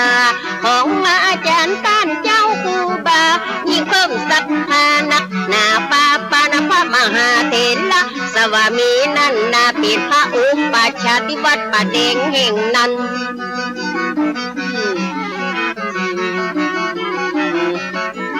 และน้อง ได้เจ้าอาวาสวัดป่าแพ่งเมตตามาเป็นกรรมวาจาจารย์วัดไฟหินเป็นอนุสาวนาจารย์ได้ฉายางามว่าโสภาภิกขุ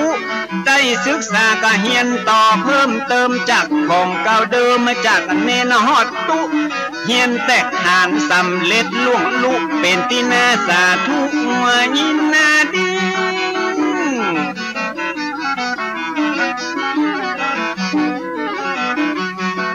ห้ำเฮียนต่อไปนั่นเล่า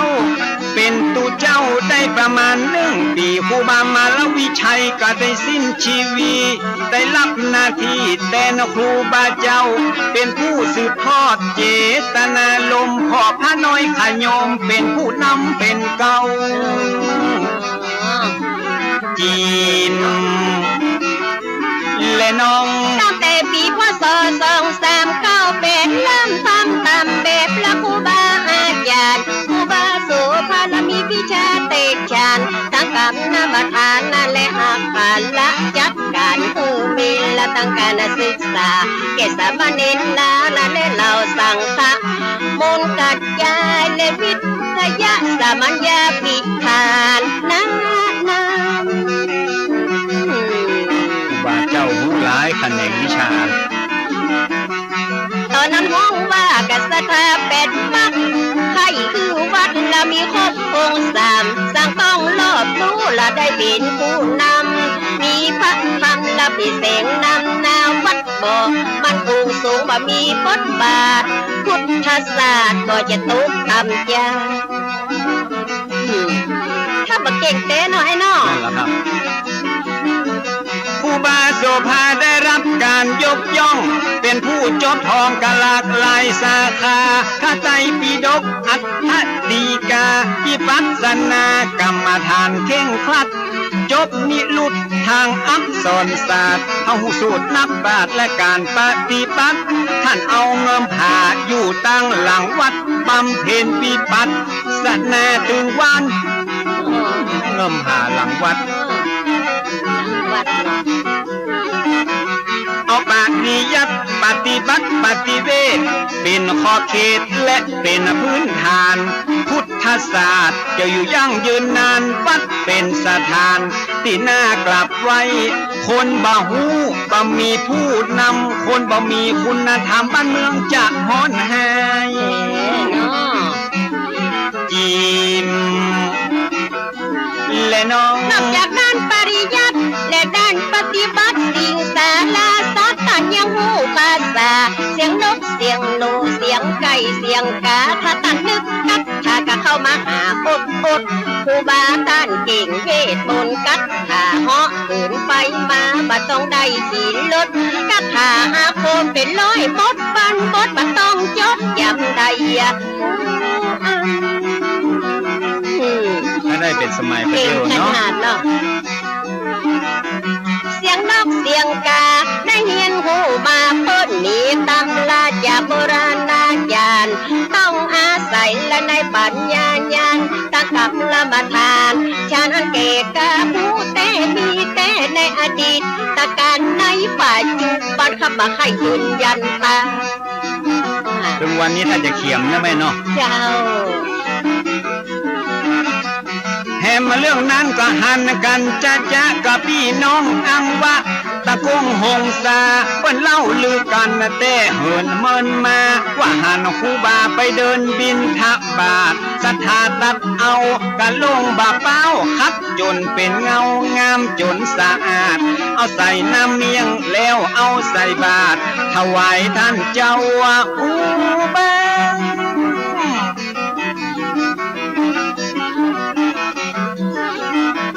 ห้องใครพิสูจน์เอากะลงเกิงนั้นแล้วก็เดินทางมาซ้อถามหามาปะกะลงบาเป้านั่นนาที่ต้านครูบาไฟหินดังอันเชื่อว่าครูบาเพราะเหินเดินอากาศไปบินทบาทที่อังวะอุ่นนั้น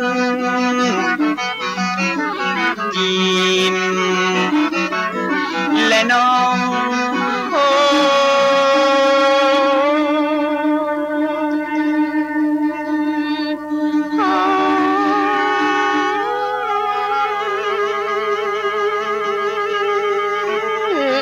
ความดีที่ทำไว้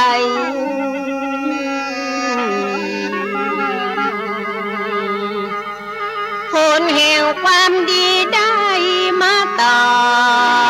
บสนอง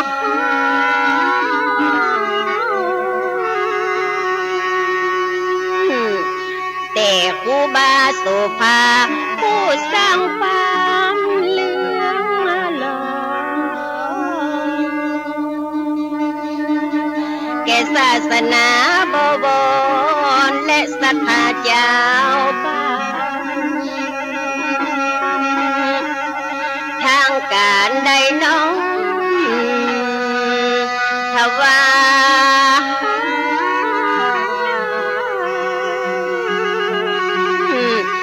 ตำแหน่งสังฆนายกาดังอันปกครองดูแลพระสงฆ์นั้นทั่วกรุงเกต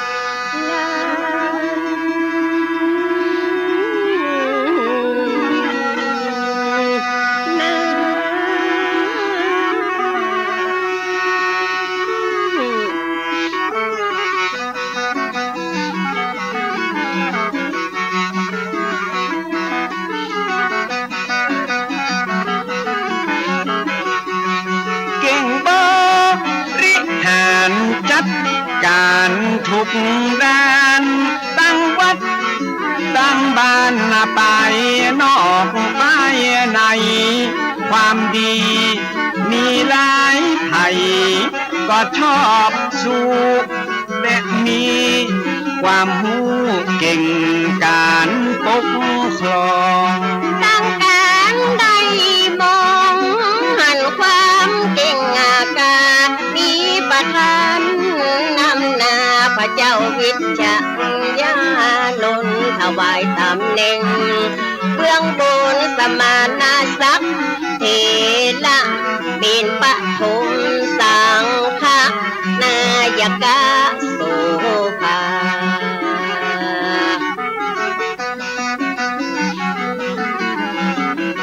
ถวายมุทิตายินดีจัดขึ้นหมู่คนคึกคืนอนุโมทนาที่ดอยสุเทพวัดวาอารามพวงแก้วฉลองเป็นน้ำแล้ว2438ก็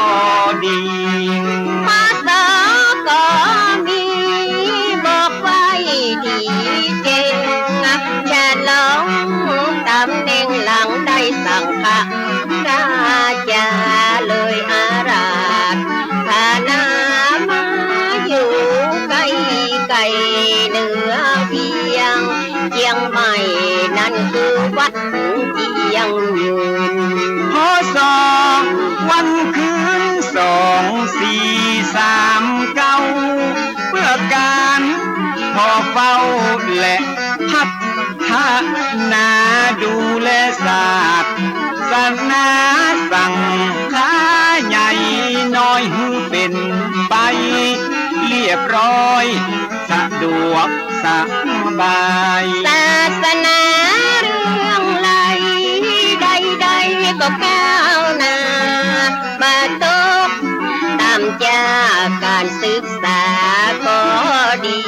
กรรมฐานก็มีพิปัสสนามุ่งมั่นล้วนเป็นพื้นฐานศาสนามั่นคงต่อมามีองค์ภิกขุหนุ่มน้อยกิริยาเรียบร้อยมีนามว่าปิงบ่ฮือสุงสิงพระสงฆ์ตนเท่าบ่ฮือไปไวตุเจ้าติดมัดอกมัดแอวสัทธาเตแถวเป็นสองหมู่สองข้างพระสงฆ์แตกมังกาจัดกาใหญ่เป็นสองมีกายวุ่นวายเสียงทานนาพระป่าพระบานแยกกันวันป่าลัทธิมหาปิงท่านกุมภาบ่มัดอกคือจะพอแล้วบ่งาม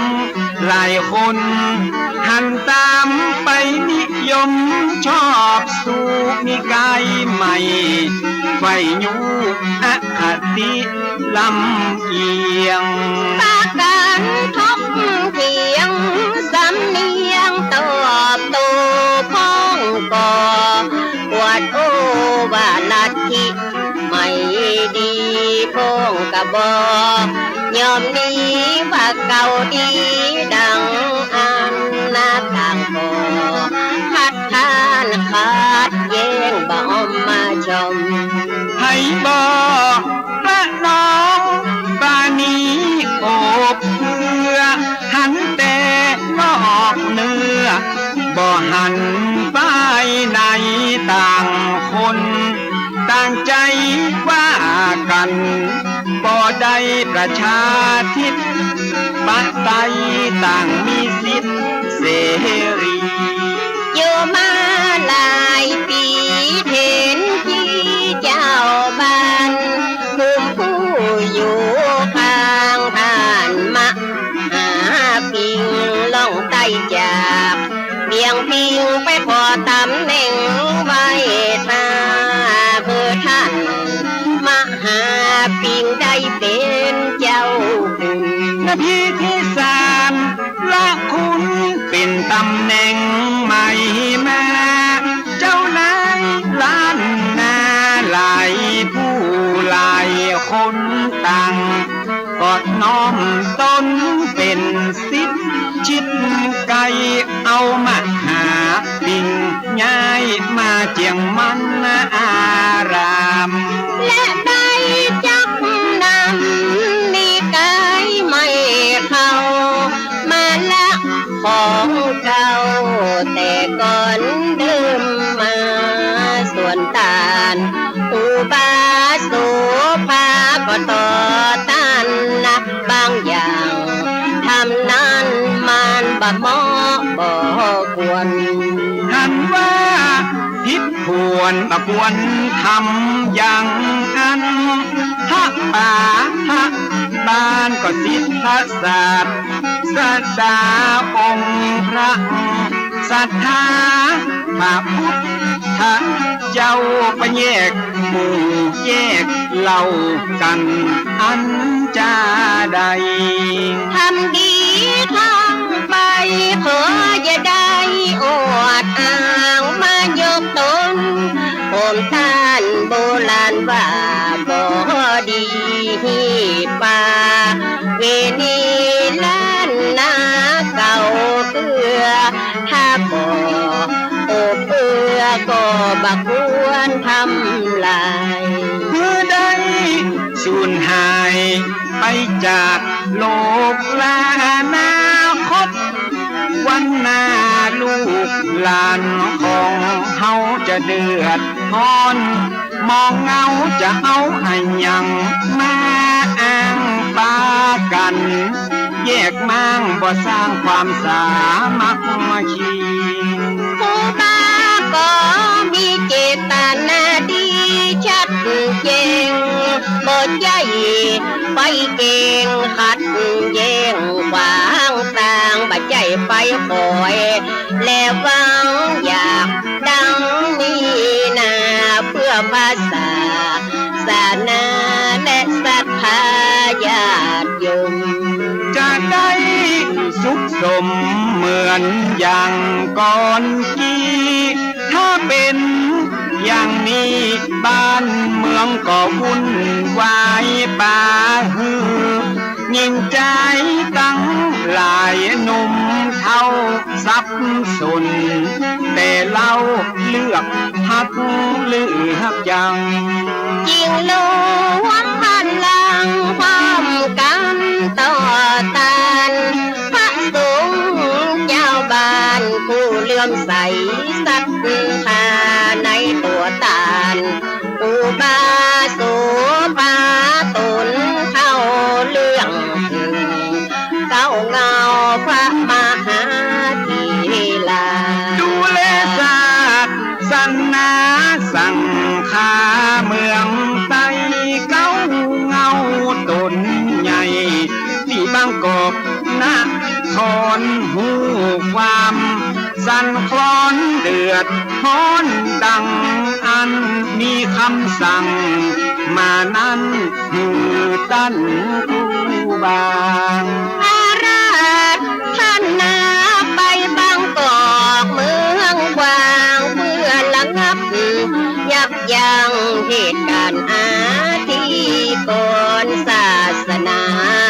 บ่บนป่ามองมนความบัวบ่คือจำน้ำบ่คือม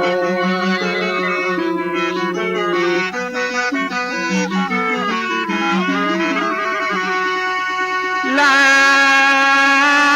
ย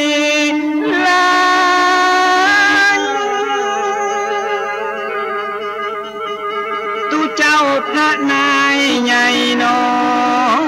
ยปากันเศร้าซอยมาส่งครูบาด้วยน้ำมาตา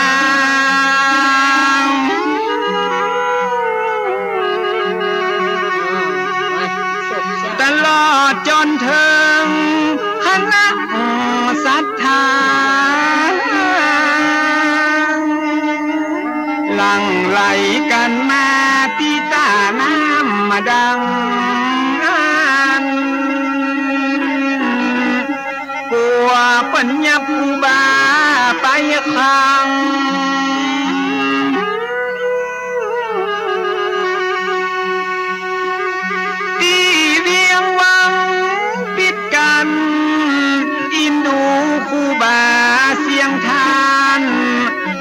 ไปต้องกฎหมาย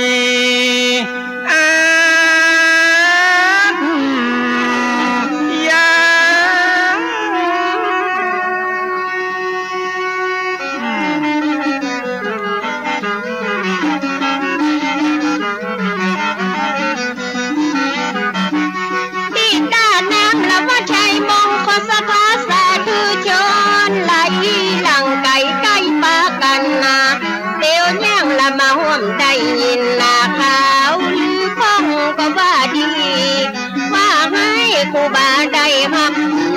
หนังสือว่าเป็นกระบฏบัดต้องนับถือป้าคือบุรันนา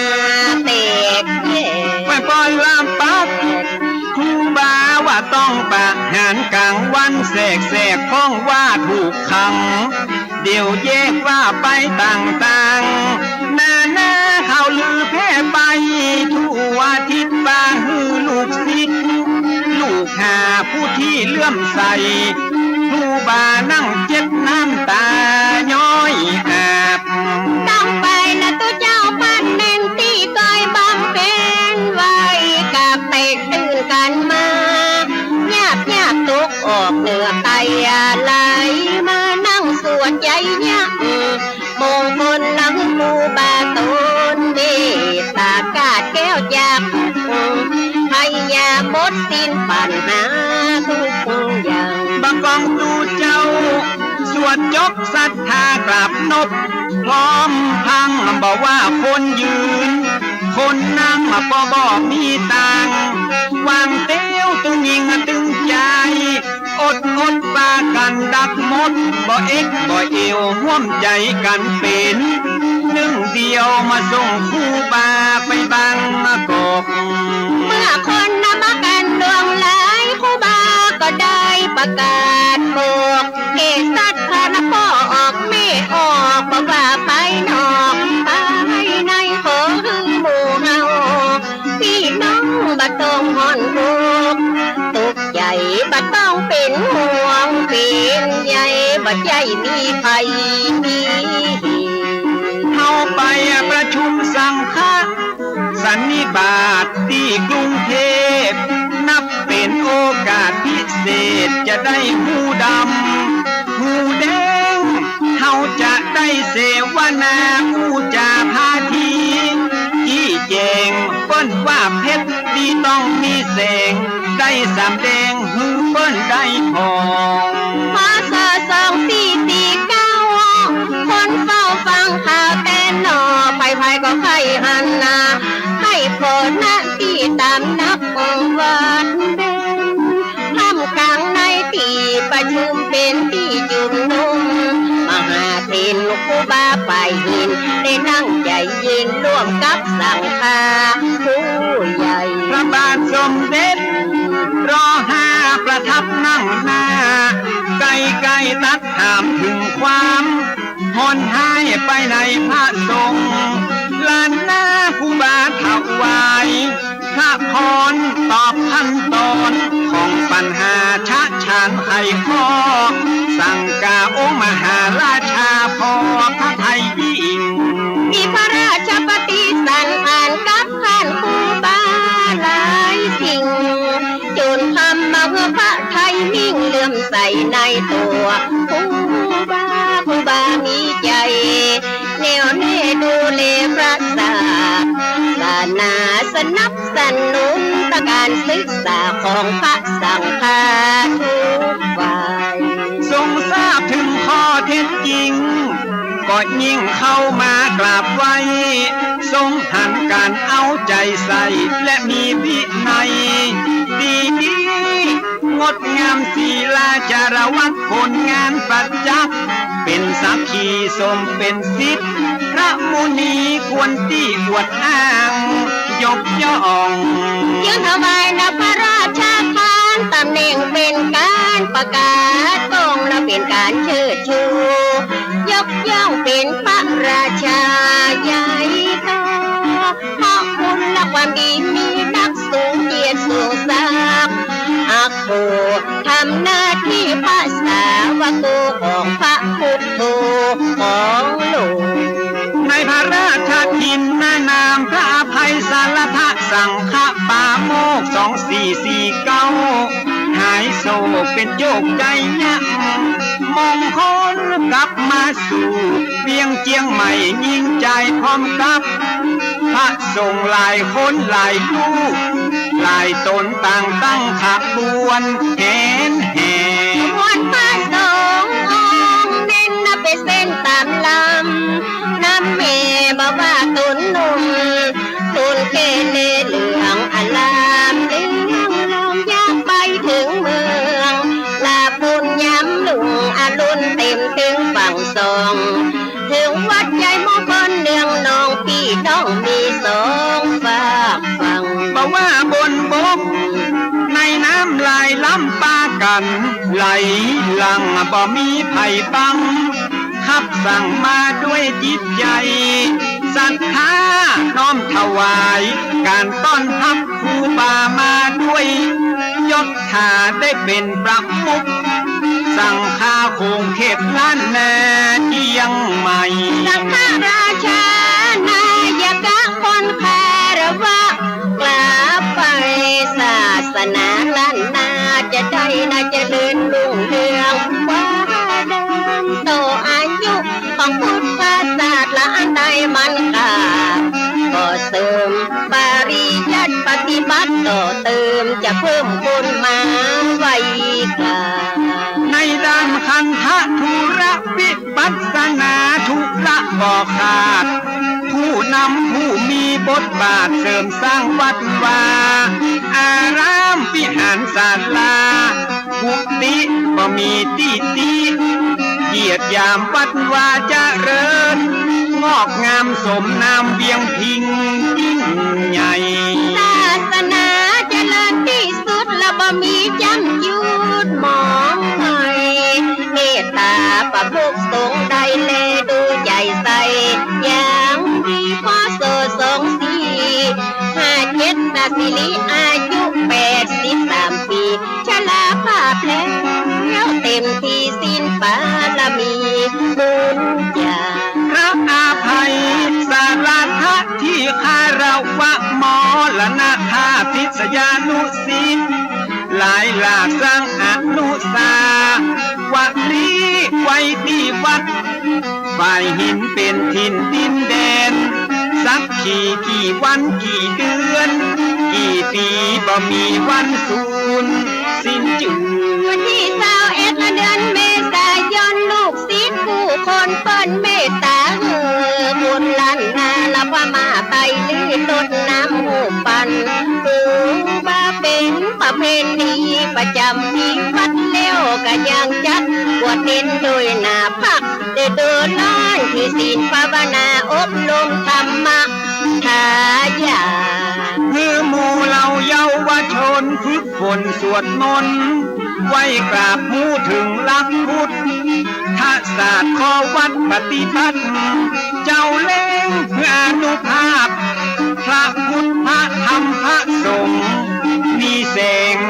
ทานธรรมจะได้เข้มแข็งมั่นคงอยู่คู่มนุษย์โลก ท่านเจ้าอาวาสองค์ปัจจุบันจัดกิจกรรมและมีประโยชน์อาราธนาและพระสงฆ์มาโพธิเทศทำเป็นวางเป็นข่าวรถด่วนขบวนพิเศษร่วมกับกลุ่มหนุ่มบ่าวสาวจังหวัดเชียงใหม่ของเฮาช่วงกลางว่าสาตาลอง จัดงานตักบาตรเทโวใหญ่โตก็ได้สืบทอดหลังวาสาแหมค่ำมาฮอดประยุทธ์ยังจอดขาดเลยวันสำคัญรอบปีบ่เว้นบำเพ็ญบุญบ่นิ่งเฉยตั้งกลุ่มหนุ่มสาวบดละเลยพุทธมามกะหลายลุ่น จัดที่บ้านนักพาส่งหลายองค์พระน้อยตุ้มลุมต่างประเทศเข้ามาลุ่มเพื่อมาศึกษาพระธรรมปฏิบัติธรรมนานาชาติแก่คารวะกับพระสงฆ์ประจำเป็นแหล่งที่ชี้นำมาให้ได้พบความการอย่าง ก็หมดเวลาพอดีพี่น้องท่านผู้ฟังกับฟังสพวัดหลวงพ่อครูบาโสภาพระอภัยสารทะองค์สังฆราชสงฆ์ล้านนาองค์แรกของเมืองเหนือเฮาวันนี้ก็มาพบปะพี่น้องท่านผู้ฟังเป็นประจำทุกวันเสาร์ตั้งแต่เวลา 4 โมงถึง 6 โมงแมลงแล้วก็วันอาทิตย์บ่ายโมงถึงบ่าย 3 5 โมงถึง 6 โมงวันพฤหัส 3 ทุ่มถึง 4 ทุ่มก็จะขอนำรายการจากพี่น้องท่านผู้ฟังไปก่อนขอทุกคนทุกท่านกินได้นอนหลับอยู่ดีมีสุขจากกับผมผู้หลวงสว่างด้านจันทร์ขอสวัสดีครับ